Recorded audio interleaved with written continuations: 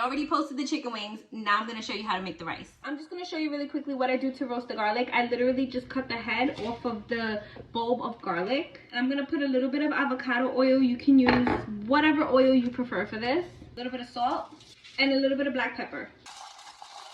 Then I'm just gonna put this in a 400-degree oven, and while my wings bake, this is gonna bake too. Our garlic was in the oven for about an hour, and look at how golden brown and delicious it is. That smells so good. I got the original idea for this recipe from a creator. I'm gonna tag her down below. A little bit of avocado oil in the pan.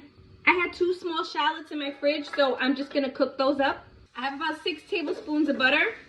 Ever since I cut my hair, my curls just want to do whatever they want, so I'm just letting them fall as they want to, okay? Don't mind my crazy hair. I'm gonna put this butter and onion mixture into my blender cup. I'm also gonna squeeze in my roasted garlic.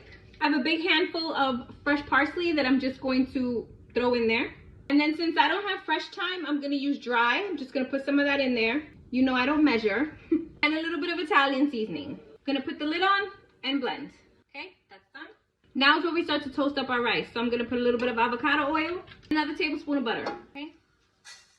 I have about 2 cups of rice that I just put in here, and we're gonna toast this up. I'm gonna season our rice a little bit with a little bit of onion powder, and I'm actually gonna add in some of that roasted garlic seasoning, which has herbs and everything in it too. And some black pepper, whatever I have left in here. No, I feel like she needs 1 more tablespoon of butter. I'm gonna add a little bit more Italian seasoning right to the rice, and some paprika.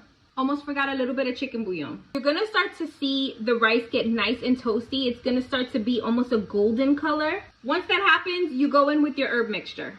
I'm gonna measure out my water for my rice in here. Now making the rice in here is a little bit different than making it in my caldero, okay? So I'm gonna go ahead and I'm gonna put another 2 cups of water in here. We're gonna do a 2-to-1 ratio. I tasted for salt and I feel like it does need a little bit more salt, so I'm gonna go ahead and add some.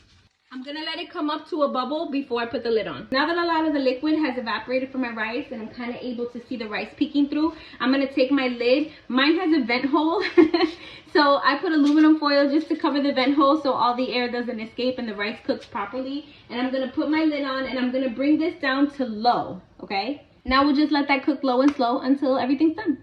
So my rice has been cooking for about 30 minutes. Let's check on her. Oh, that smells so good. I'm gonna use one of these fork things to like fluff it up, you know. This looks and smells, I mean, the way this smells, I can't even tell you. I didn't even realize I wasn't recording that whole end part, but I finished it off with a little bit of fresh parsley and just a squeeze of some lemon juice all the way around. Just a couple of drops of lemon juice right over top to bring out that freshness. That's it. Now let's taste. To see all those specks of herbs and deliciousness. A lot of times in a Puerto Rican household, we kind of get stuck sometimes with the same rice dishes, you know what I mean? So it's really nice when I get to experiment and branch out and do something completely different. I've done this rice dish already a number of times and my family always loves it because I'm telling you right now, it is delicious. So shout out to the original creator, Emily. This is a winner, girl. An absolute winner. So good.